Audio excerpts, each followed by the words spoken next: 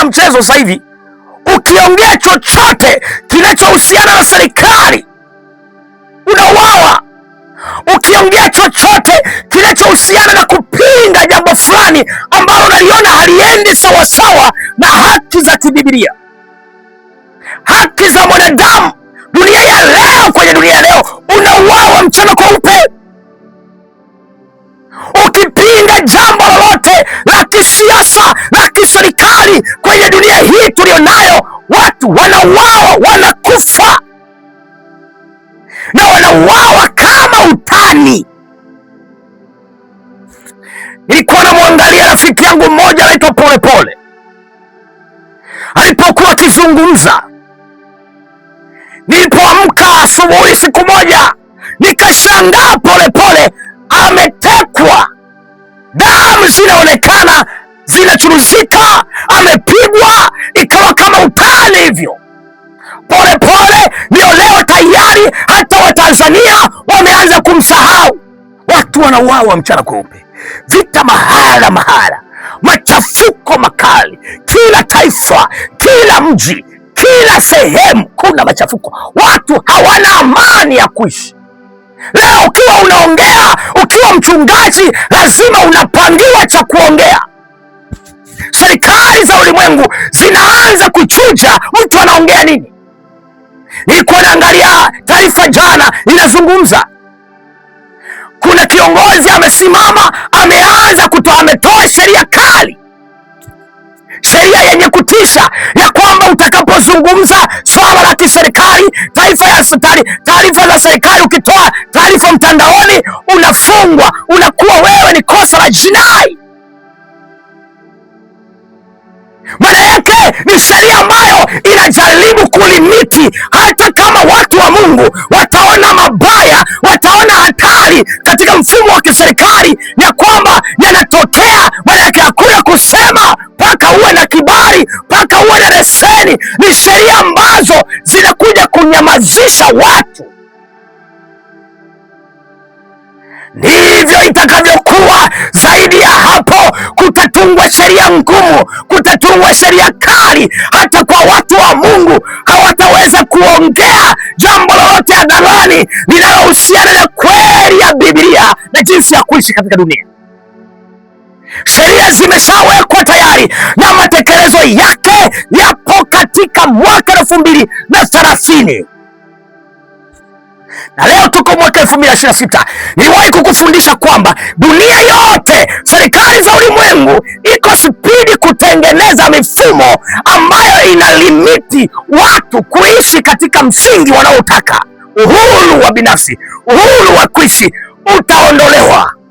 Na leo unaona hizo sheria zimewekwa, yani wewe kwamba ukitoa habari ya serikali kwenye mtandao au mahala popote ukaongelea habari ya serikali, unaonekana umevunja sheria, hata kama unaongea jambo ambalo litaweza kusaidia katika taifa, litaweza kusaidia watu wasionewe, unaonekana umevunja sheria. Lazima uende ukachukua kibali ndipo niongelee.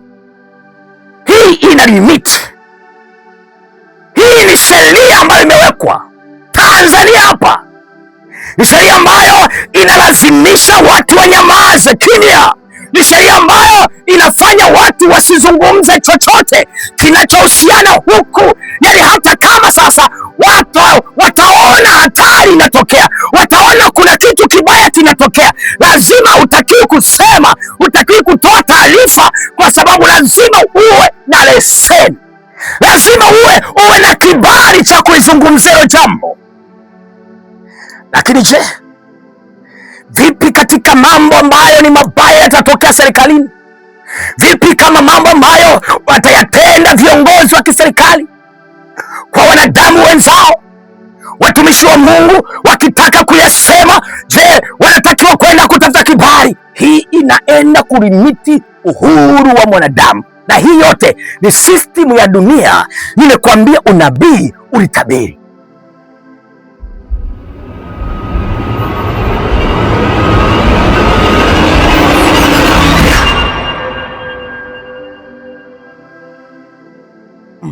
Bwana Yesu asifiwe sana, wana na binti za Mungu.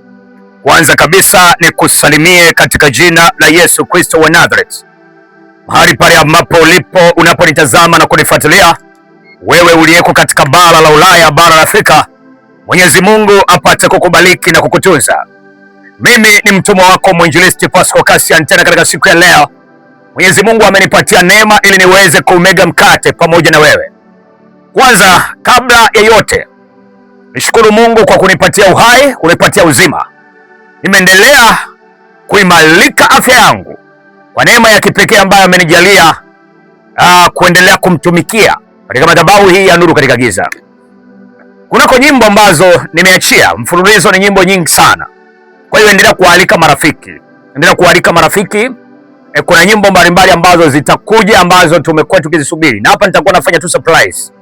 Najua kuna nyimbo kubwa kubwa, album kubwa kubwa ambazo bado hazijatoka na watu mnazisubiri.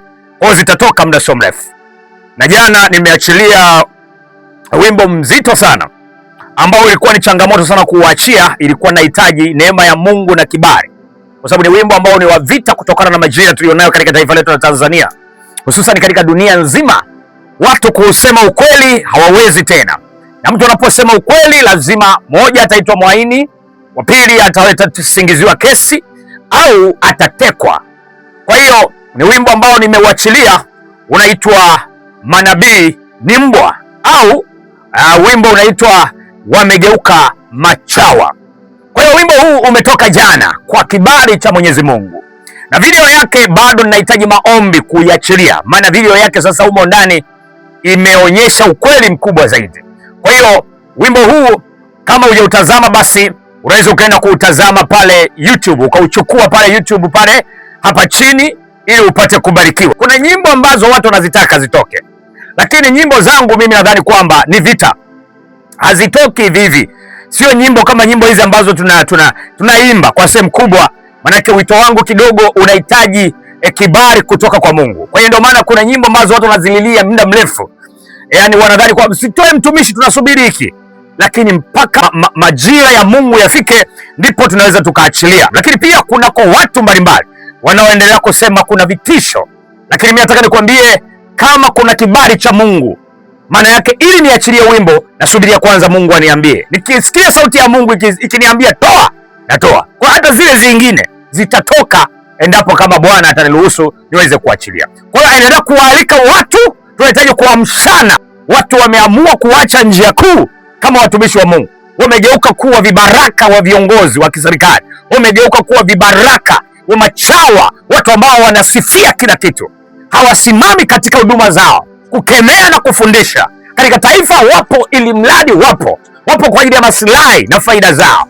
Kwa hiyo inatuonyesha ni kwamba tumetoka wapi tulipo na wapi tunakwenda. Kwa hiyo unaweza ukaingia hapo basi ukabarikiwa. Bwana Yesu, ninakushukuru kwa ajili ya neema hii ulionipa. Ninapohitaji kusema na mtazamaji wangu na msikilizaji wangu, nitumie tena kama chombo kipazacho sauti, ili niyanene yaliyo mapenzi yako. Sema na watu wako sasa. Tumia akili yangu tena, tumia ubongo wangu tena. Umenipa neema ya kupumua na kuishi tena. Asante Mfalme, kwa sababu ni mwaminifu. Nitasema na watu wako katika jina la Yesu Kristo wa Nazareth, amen. Katika siku ya leo ninatamani niseme na wewe sasa kwa habari ya ujumbe wa nyakati za mwisho. Bwana amenipa nafasi tena niweze kuendelea na kumalizia pale ambapo nilikuwa nimeishia. Nisikilize mtu wa Mungu, kadri siku zinavyokwenda, dunia inaonyesha machafuko, dunia inaendelea kuonyesha mabadiliko ya siku za mwisho. Yale yote ambayo yaliyotabiriwa, yale ambayo Yesu aliyasema yameendelea kuonekana mbele ya macho yetu, na dunia inazidi kuonekana mbele ya watu ambao wanaishi, lakini wao wako gizani, hawaelewi nini kinaendelea. Makanisa yamesahau majira tulionayo, wachungaji wamesahau majira tulionayo, waimbaji wamesahau majira tulionayo, na matokeo yake shetani ametupeleka kwenye mwelekeo mwingine ambako sisi kama watu wa Mungu hatupaswi kuelekea katika mwelekeo huo, ambayo shetani ametukamata na ametupeleka katika mwelekeo ambao Kristo sio lengo lake. Majira ambayo tulionayo hapa, kuna mambo ambayo yanaendelea, na leo natamani niyazungumze ili kusudi kila mmoja apate kuelewa lengo la Mungu katika majira haya ni yapi. Somo langu linasema kinachoendelea katika ulimwengu wa roho na ulimwengu wa giza. Kinachoendelea katika ulimwengu wa roho na ulimwengu wa giza. Katika kitabu cha Mathayo 24, Biblia inasema kwamba katika Mathayo 24, nimekuwa nikisema sana. Biblia inasema hivi, kutakuwa na matetemeko na kutakuwa na vita, njaa, taabu. Hizi zote ni mwanzo wa utungu. Yesu akatoa dalili hizi, akasema duniani kabla sijaja kutakuwepo na ishara ambayo zitatokea kila pande za ulimwengu, kila kona ya taifa, kila kona ya miji kutatokea ishara. Kutakuwepo na ishara ambazo zitatisha katika dunia hii. Anasema kwamba kutakuwepo na matetemeko. Matetemeko tumeyaona, ni ishara ambayo Yesu alizungumza. Matetemeko tumeyaona, niwahi kukuambia. Lakini pia akasema kutakuwa na vita. Vita nazo tumeziona zinaendelea, kila mahala kuna vita. Ukitazama Tanzania hapa, kuna vita inaendelea, vita ya kisiasa, machafuko ya kisiasa, kila mahala kuna chafuka, hata kwenye taifa ambalo halikukusudiwa. Ukitazama Tanzania, siasa imechafuka, watu wanauawa, watu wanakufa kwa sababu ya siasa, viongozi wanatekwa kwa sababu ya siasa, wachungaji wanatekwa kwa sababu ya siasa, watu wanapigwa risasi mchana kweupe. Hata hapa Tanzania watu wamekufa wa kutosha. Ni kwa sababu haya yalitabiriwa, ni yale ambayo yatatuonyesha kurudi kwa Kristo. Kwa hiyo Yesu alitabiri akasema, kutakuwepo na dalili, kutakuwepo na viashiria ambavyo mkiviona hivyo mjue ya kwamba basi mchangamke. Ni ishara ya kuamsha watu wa Mungu, ni ishara ya kuamsha wachungaji, ni ishara ya kuamsha waimbaji wageuke, ni ishara ya kuiamsha dunia. Watu wa duniani waamke, wajue kwamba duniani sio mahala pa kuishi tena, mwisho wake umefika. Lakini cha ajabu, badala ya watu kuamka, Bwana anapaza sauti, anatoa haya yote aliyoyasema, anatukumbusha. Hata Tanzania anatukumbusha, hata yale mataifa ambayo hayakuzaniwa kwamba yanaweza kuziona hizi ishara. Hata hapa Tanzania tumeona ishara zinatokea. Tulikuwa tunaona machafuko ya kisiasa kwenye mataifa mengine, tulikuwa tunaona maandamano kwa mataifa mengine, lakini bila kusahau ya kwamba duniani kote kuna machafuko ya kisiasa. Machafuko ya kisiasa. Tanzania tuna machafuko ya kisiasa ambayo yamesababisha watu kuuawa.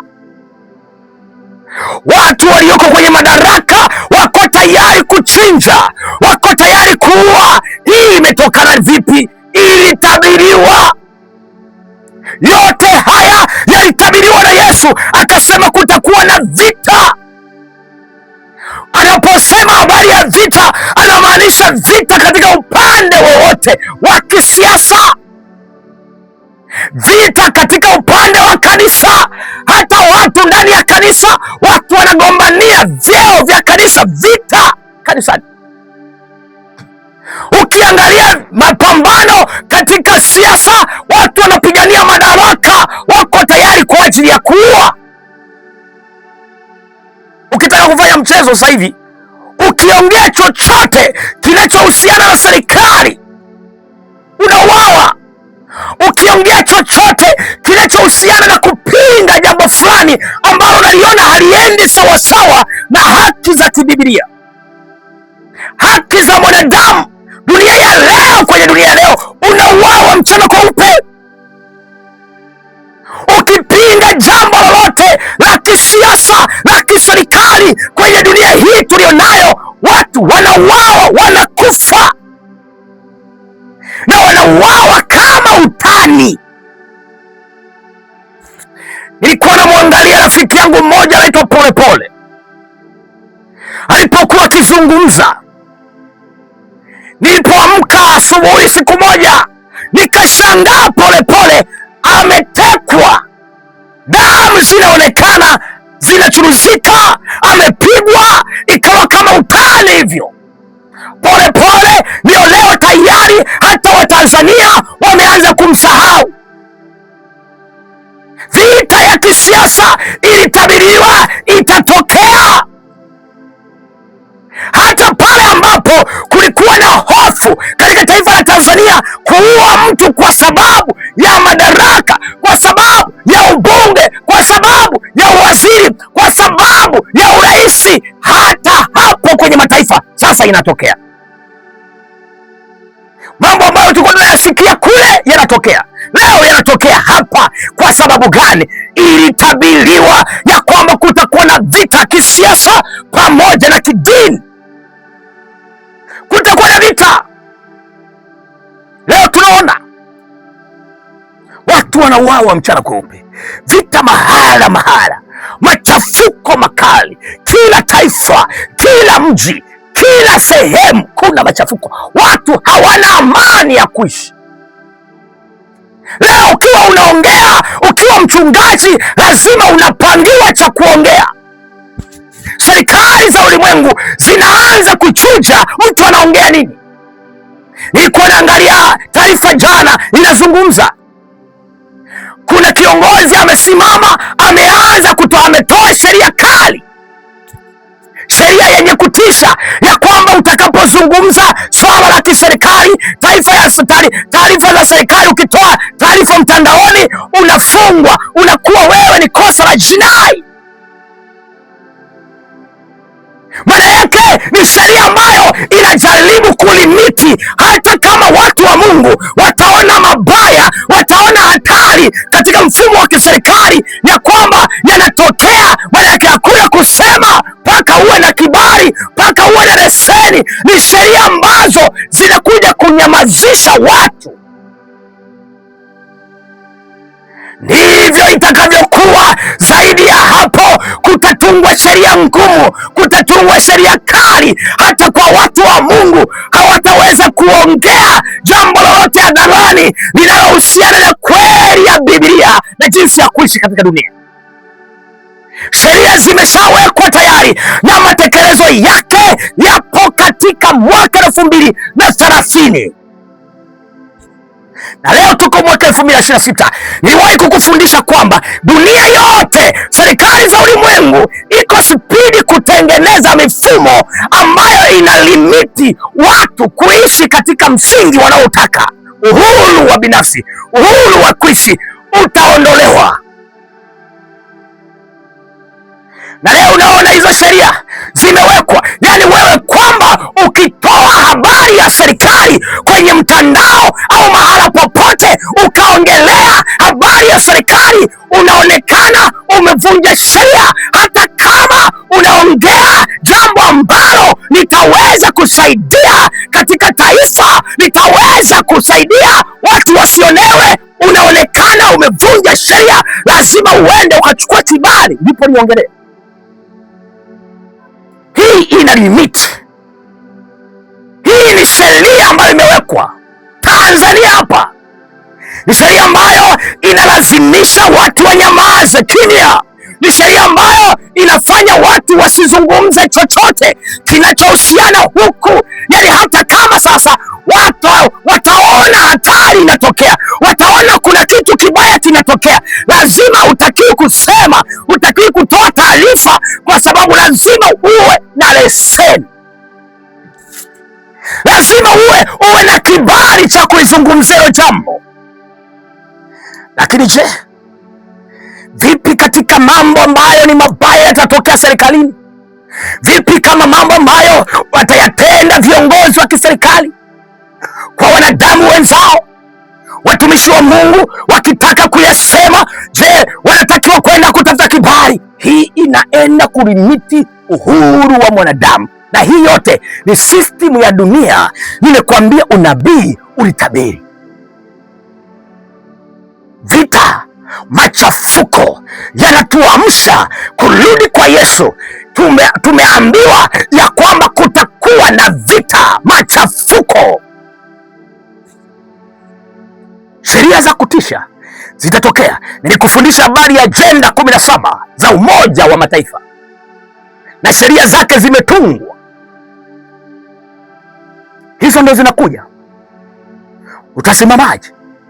Nisikilize mtu wa Mungu, kinachoendelea katika dunia hii, katika ulimwengu wa kiroho, Bwana anapiga kelele, anaipigia kelele dunia, anawaamsha watu kupitia ishara, anawaamsha watu kupitia matetemeko, anawaamsha watu kupitia vita vya kisiasa, anawaamsha watu kupitia mauaji ambayo yanatokea. Watu wanaua watu 1000, watu wanaua watu 2000 kwa siku moja, na mtu wala hatikisiki. Kiongozi wala haogopi, na wala hawezi kusema pole, na wala hawezi kusema jamani tumekosea, na wala hawezi kutubu, na wala hawezi kufanya chochote. Tena ndio anaongeza kabisa spidi. Yani tena anasema sasa, anasema hivi, lazima mnyoke mwende njia moja tunayotaka.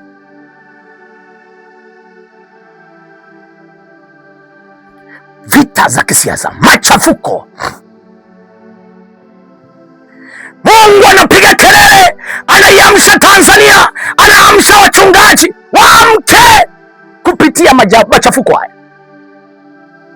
Kinachoendelea, Mungu anawaamsha watu watoke kwenye usingizi waliolala, waamke wasilale. Wachungaji wahubiri habari ya toba, waamke wasihubiri habari nyingine. Nini kinaendelea? Kinachotokea, shetani ameupotosha ukweli ambao Mungu ameukusudia huu muda. Majira haya sio majira ambayo tunatakiwa kutazama siasa. Sauti ya Mungu inatuamsha tutubu. Sauti ya Mungu inatuamsha tusipende dunia. Sauti ya Mungu inatuamsha kupitia machafuko kila taifa, lakini ule ujumbe wa Mungu kupitia haya machafuko umepotoshwa na shetani. Leo kila taifa, kila familia, utashangaa kila familia, siasa imeamka. Watu wanadhania kwamba yanayoendelea hapa yatarekebika. Sasa hivi shetani amepeleka upepo, lile lengo la Mungu amelitoa linalokusudiwa ndani ya haya machafuko, sio kwenye siasa, sio kwenda kuwapeleka watu waanze kujifunza siasa. Shetani amechukua muda, ameanza kuwapeleka watu kujifunza siasa, sio kwenda kukita kuanza kuona kwamba tayari masaa ya kuishi hapa duniani yameisha, ni masaa ya kutengeneza, ni masaa ya kujitenga na dunia. Lengo la Mungu kupitia machafuko ni kutuamsha tusipende dunia, ni kutuamsha tuingie kwenye injili ya toba, turudi. Leo haipo injili ya toba tena, hakuna kanisa linahubiri injili ya toba. Mambo yameharibika. Leo madhabahuni utakuta ni siasa inafundishwa. Haya machafuko Mungu anazungumza ndani yake, lakini hatuisikii sauti.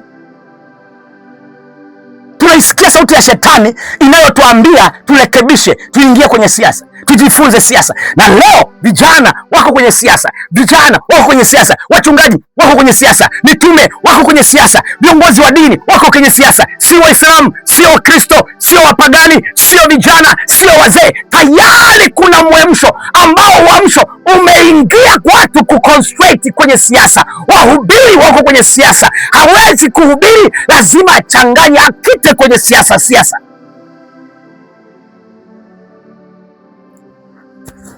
Lile lengo la Mungu kupitia haya machafuko ni kutuamsha, lakini shetani ametumia lile lengo kulipotosha.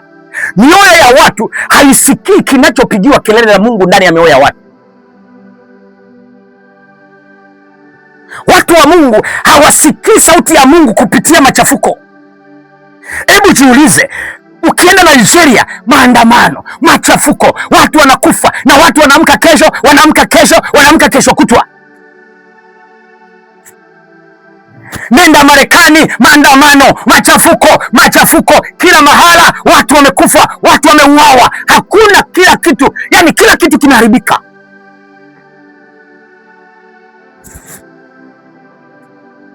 Nenda Kenya, maandamano, vita, machafuko. Kila mahala kuna vita, kuna machafuko. Lakini kupitia hayo tuliambiwa mtasikia mataifa kwa mataifa, vita mahali duniani, sio sehemu moja. Na leo ndio tunayaona, lakini bila kulitambua hili lengo la Mungu ni nini kupitia haya machafuko, ni kupiga kelele. Mungu anapiga kelele, anatuamsha, anawaamsha wakina mama, anayaamsha makanisa, anaamsha waombaji, watu watubu, turudi kwenye injili ya toba. Wachungaji leo wamelala, wahubiri leo wamelala, wainjilisti wamelala, wako kwenye mafanikio, na tena sasa hivi wametoka kwenye mafanikio, wamejikita kwenye siasa na utawala wa dunia hii, na watu wengine wameacha kufanya kazi zao binafsi.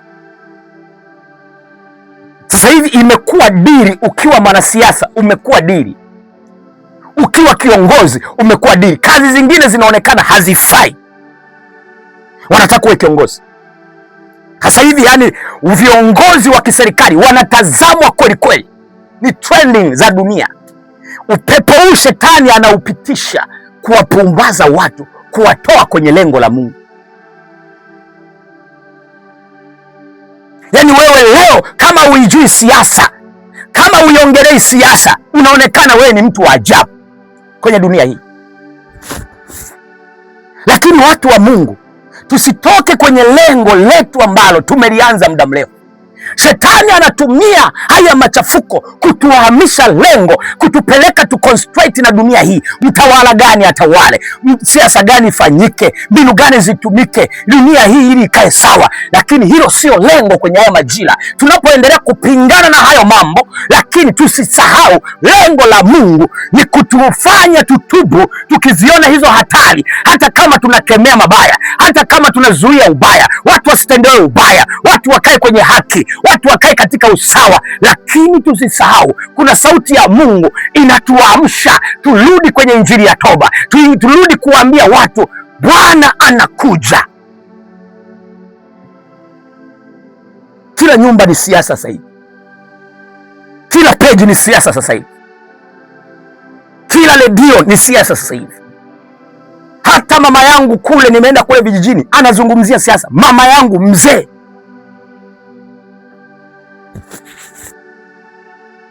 mtoto wangu binti mdogo anazungumza habari ya siasa. Wanangu wote walioko vyuoni, walioko kwenye bodi huko, wakirudi shuleni likizo, nikwambie kwamba ni siasa imepandikizwa. Ni upepo ambao shetani anawapotosha watu kwenye haya majira, wasielewe Mungu ananena nini.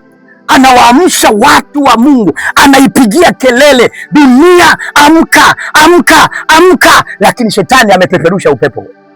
Waefeso 5 na mstari wa 14, Biblia inasema, amka wewe ulalaye,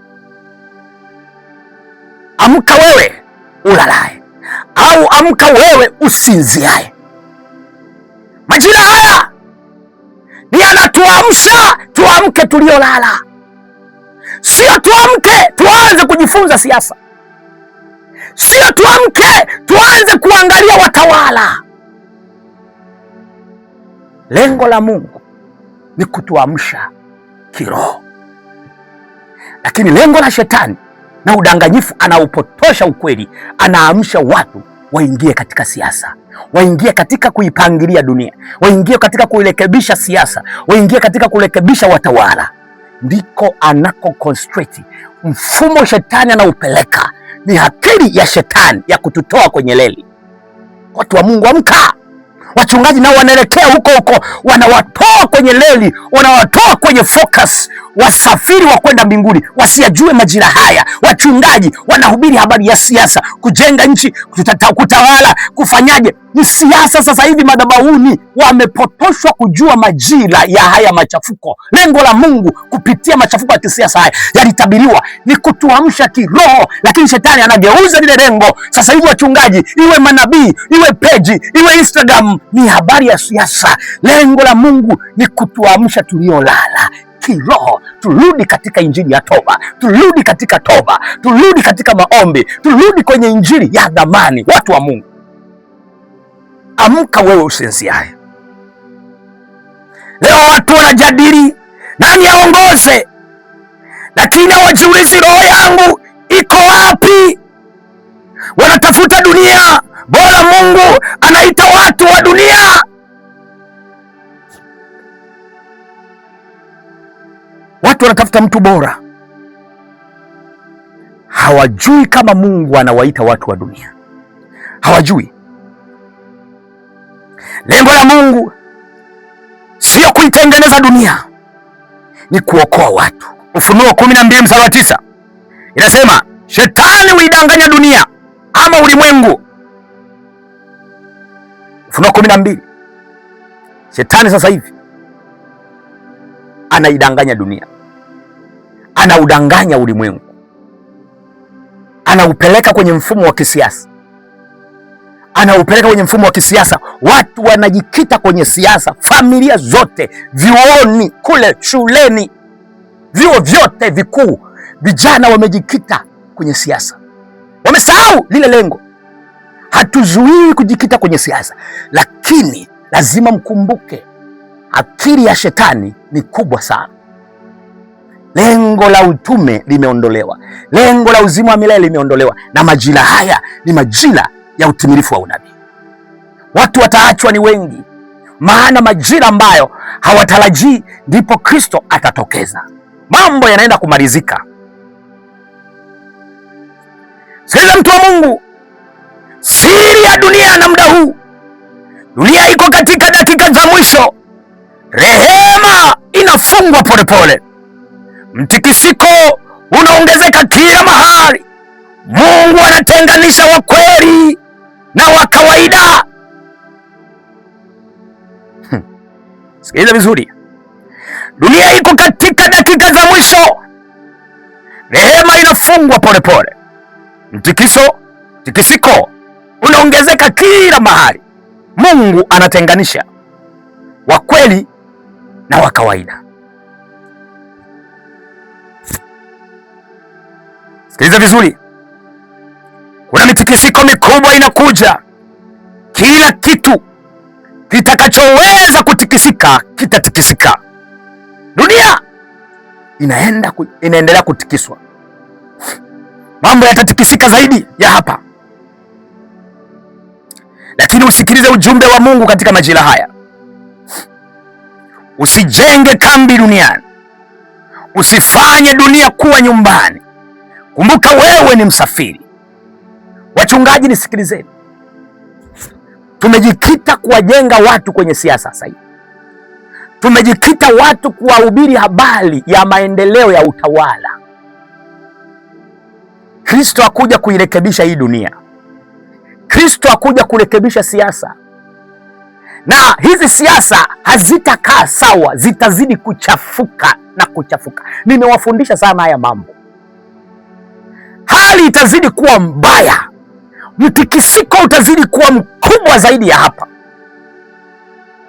Katika kitabu cha Waebrania 13 mstari 14, hapa hatuna mji udumuo. Duniani hapa hatuna mji unaodumu, hatuna. Huu sio muda wa kujifunza siasa. Huu ni muda wa kujiuliza, je, niko tayari kukutana na Mungu wangu? Katika Ufunuo 22 mstari 12 anasema, tazama Bwana anakuja upesi na ujira wake mkononi.